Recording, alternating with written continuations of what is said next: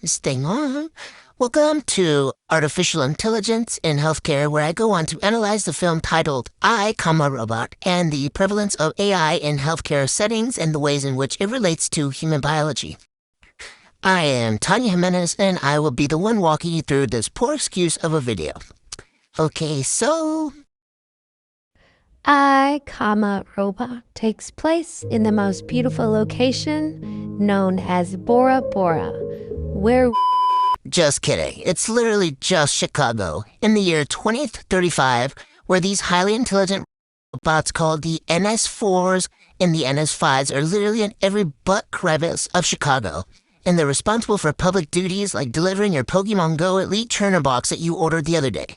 Freaking nerds. This movie goes on to star this hunk of a man who we all know as Will Smith, but in the film he's known as Del Spooner, a homicide detective in the Chicago Police Department. He, for some odd reason, is literally the only character in the film who hates and distrusts robots after a robot rescued him from a car crash, while allowing a 12-year-old girl to drown purely based on logic, in the odds of survival. And throughout the entire film, you see him make decisions based on his distrust when it comes to the robots, and especially when Dr. Alfred Lanning, the co-founder of the U.S. Robotics, falls to his death from his office window.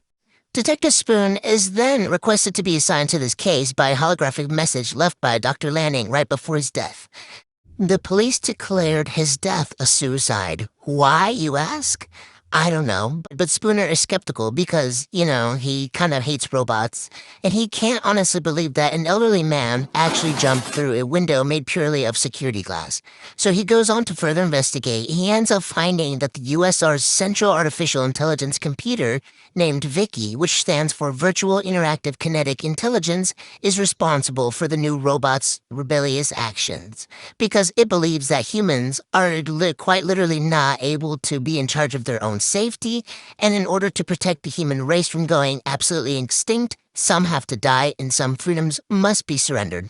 And that is exactly why I decided to really focus on the kinds of artificial intelligence that are already present in healthcare and the kinds of ethical concerns that were brought upon introducing AI into patient care and interaction.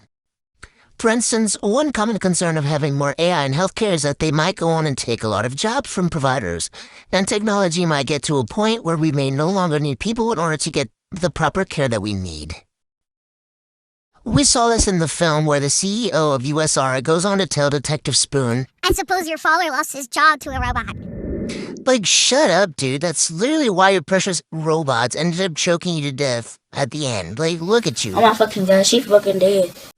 Not only that, but you see a lot of jobs like dog walkers, bartenders, garbage man, mailman, and labor jobs in general being taken over by these robots in the movie. In terms of real life, AI robots are currently being used in order to disinfect and sanitize contaminated areas, which is a position that provides jobs for many in the cleaning industry. But once robots are the ones responsible to do this cleaning, humans are the ones out of the job. This can lead to major social inequalities since the jobs that are still run by humans are those that are higher status jobs. For instance, studies find that AI will not go on to take the place of physicians, but it will likely be widely implemented in these settings, so it's important for those physicians to be able to work with AI in order to provide the best possible care for each patient. This leaves those that depend on service labor jobs to provide for their family jobless, and falling right below the poverty line, which essentially creates a larger social economic gap between the two populations than there already was. Another major concern of having more AI in a healthcare setting is a term coined as accountability gap. And it's basically since AI will be the one making decisions for humans, who or what is responsible if something bad were to happen in a medical setting. For instance, in the movie, Detective Spoon's life was saved instead of a 12-year-old girl because he had better odds of survival. But I just can't imagine at what point in society do we just ethically say it's okay to allow a robot to make that decision for us. But research finds that AI wouldn't get to a point where they are the ones making the decisions on someone's life, but they would just be the ones making smaller decisions that wouldn't necessarily create concern about the well-being of our patients. This also ties into the concept of equity and equality of patient care because in history, we're notorious for allowing marginalized groups to not be provided with the practitioner care that is deserved and required for their specific situation. And there's a common worry that since the white man is going to be the ones programming the AI in healthcare, they would be programmed to certain practitioner bias that will continue to do a disservice to certain racial and ethnic communities. Yuval Noah Harari is an Israeli public intellectual, historian, and professor in the Department of History at the Hebrew University of Jerusalem, who has a huge influence on the conversation about AI development and the implementation into our daily lives. For instance, he states, "We are one of the last generations of Homo sapiens. Within a century or two, Earth will be dominated by entities that are more different from us than we are different from chimpanzees."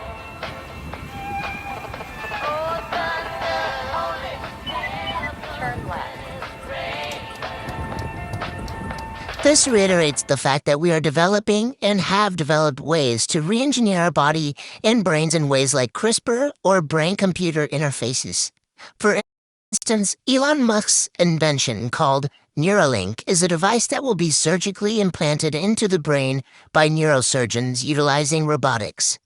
A chipset known as the link is implemented into the brain during this process. It is made up of a number of insulated wires that are linked to the electrodes utilized in this process. This technology may be used to run cell phones and computers without the need of human involvement.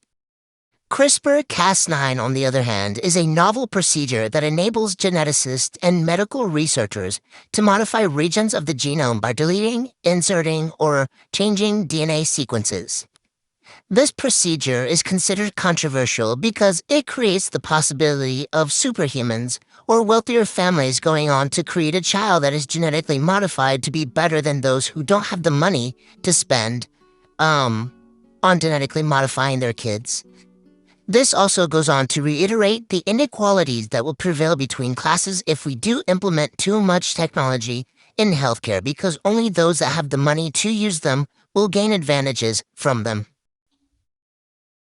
And that concludes the first episode of this Tomflix documentary about AI in healthcare. Thank you for having me, and I hope you continue to expand your knowledge on artificial intelligence and how it is a part of your everyday life.